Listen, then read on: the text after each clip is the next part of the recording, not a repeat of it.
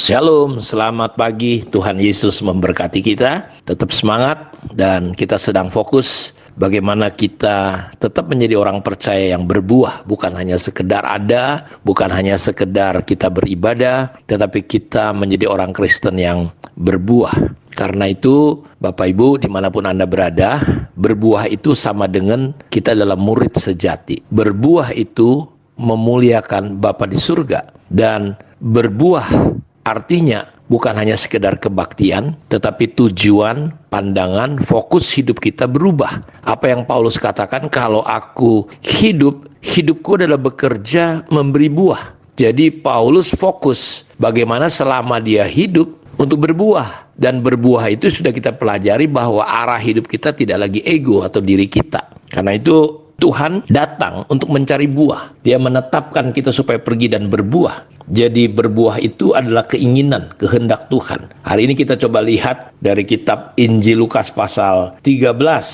ayat 6 sampai 9. Lalu Yesus mengatakan perumpamaan ini, seorang mempunyai pohon ara yang tumbuh di kebun anggurnya. Dan ia datang untuk mencari buah pada pohon itu, tetapi ia tidak menemukannya. Lalu ia berkata kepada pengurus kebun itu, sudah 3 tahun aku datang mencari buah pada pohon ara ini dan aku tidak menemukannya. Tebanglah pohon ini.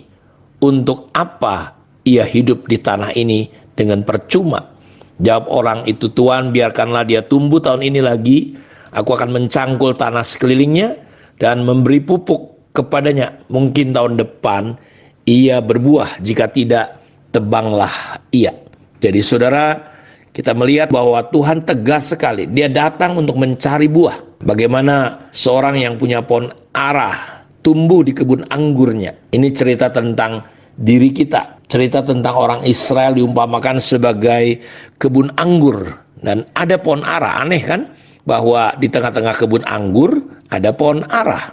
Seharusnya sudah lama ini harusnya disingkirkan, ditebang. Tapi dia tumbuh di tengah-tengah pohon anggur. Kita ini adalah seperti anggur hutan, kita seperti pohon ara yang dicangkokkan, diizinkan tinggal. Karena kekerasan Israel, kita mendapatkan kasih karunia. Hukum Taurat datang karena Musa, tapi kasih karunia datang oleh karena Yesus Kristus. Karena Yesus, karena anugerah Tuhanlah kita bisa ada di tengah-tengah kebun anggur itu. Kita menjadi orang-orang Israel rohani. Dan kita lihat bahwa pohon ara ini tumbuh di tengah-tengah apa? Di tengah-tengah kebun anggur. Dan pemilik kebun ini datang spesial khusus untuk mencari buah pada pohon itu. Tetapi dia tidak menemukannya. Dan dia berkata, sudah 3 tahun aku datang mencari buah pada pohon ara ini. Dan aku tidak menemukannya. Tebang pohon ini.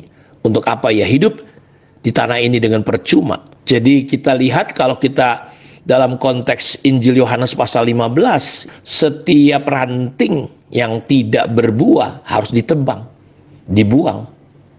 Ya, tapi setiap ranting yang berbuah dibersihkan. Jadi Tuhan menghendaki kita ini, hidup kita benar-benar berbuah. Ketika dalam kitab Kejadian pasal 1 ayat 26, itu sebenarnya kata beranak cucu itu artinya be fruit, ya. Berbuah-buah, berbuah banyak. Ya. Jadi Tuhan mau hidup kita berbuah. Ya, menunjukkan, karena buah itu menunjukkan apa pohonnya. Jati diri daripada pohon itu. Buah itu menunjukkan identitas jati diri daripada pohon itu. Yesus telah mati bagi kita semua supaya kita tidak hidup dan menunjukkan diri kita, tapi kita hidup untuk mempresentasikan Tuhan. Karena itu sekali lagi saya berkata bahwa hidup kita bukan tentang kita. Hidup kita bukan tentang tujuan kita. Hidup kita bukan tentang apa, siapa kita. Tapi hidup kita adalah tentang Allah yang menciptakan kita. Hidup kita harusnya hidup dengan tujuan Allah. Nah, disinilah iblis berusaha menipu kita. Sehingga kita hidup dengan tujuan kita. Kita hidup dengan keinginan kita. Kita hidup dengan kemauan kita. Dan kita sudah tercemari dengan keinginan dunia ini. Keinginan mata, kejemauan hidup. Makanya jelas barang siapa ya mengasihi dunia, kasih akan Bapa tidak ada di dalam dunia ini. Karena kasih kepada dunia ini cuma 3, kesombongan hidup, ya, kejemauan hidup, keinginan mata, keinginan daging. Dan ingat, hidup kita bukanlah untuk hidup seperti itu. Hidup kita adalah harus hidup dengan tujuan Tuhan. Bukan berarti kita menjadi orang aneh di dunia ini. Bukan berarti kita menjadi orang yang tidak ada di dunia. Kita harus mendarat di dunia ini. Dan justru kita ada di dunia seperti yang Tuhan berikan tugas kepada Adam dan Hawa. Beranak cucu, penuhilah bumi. Berbuah-buah kita, bermultiplikasi. Sampai dunia penuh dengan gambar Allah. Karena kita adalah presentasinya Allah.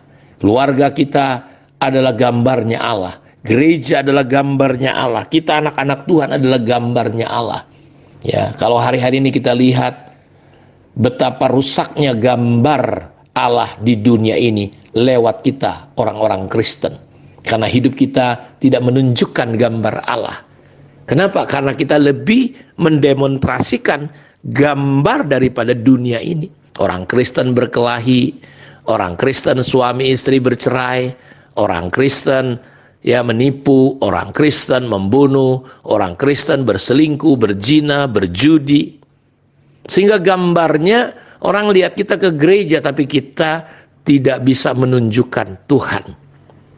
Mahatma Gandhi berkata, seandainya orang-orang Kristen hidup seperti apa yang diajarkan oleh Tuhannya, dunia, dia pasti akan tertarik. Sekarang orang nggak tertarik dengan kekristenan. Kenapa? Karena kekristenan sama dengan dunia.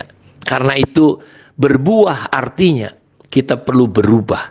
Dalam Roma 12 ayat 2, janganlah kamu menjadi sama, serupa dengan dunia ini.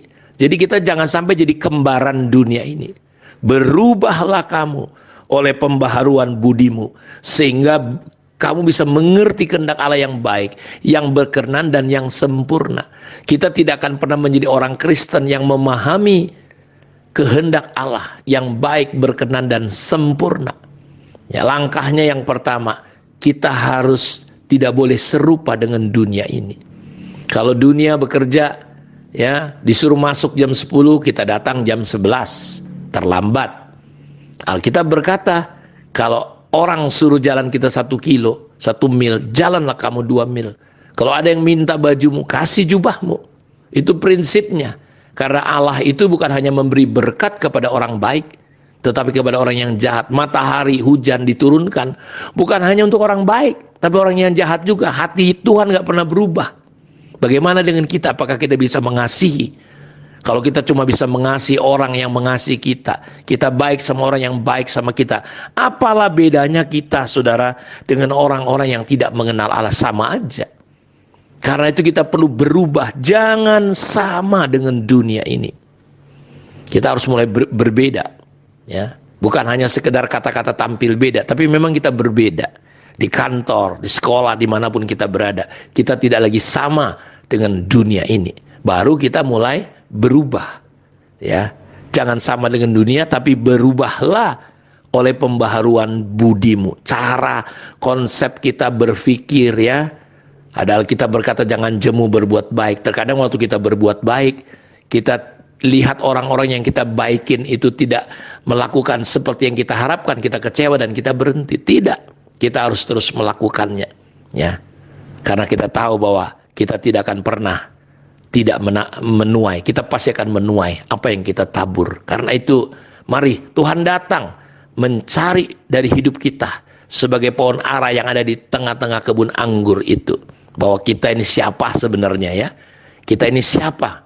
Kita orang-orang yang sebenarnya tidak berkenan kepada Tuhan, tapi Tuhan angkat kita jadi anak-anaknya. Kiranya Tuhan Yesus memberkati kita semua. Mari kita berdoa. Bapa, berkati semua umat-Mu dimanapun mereka berada. Kasih karunia-Mu, pengertian-Mu, hikmat-Mu, sehingga kami menjadi orang percaya yang berbuah-buah, ya Tuhan. Terima kasih, di dalam nama Tuhan Yesus kami berdoa. Amin. Tuhan memberkati kita semua. Shalom.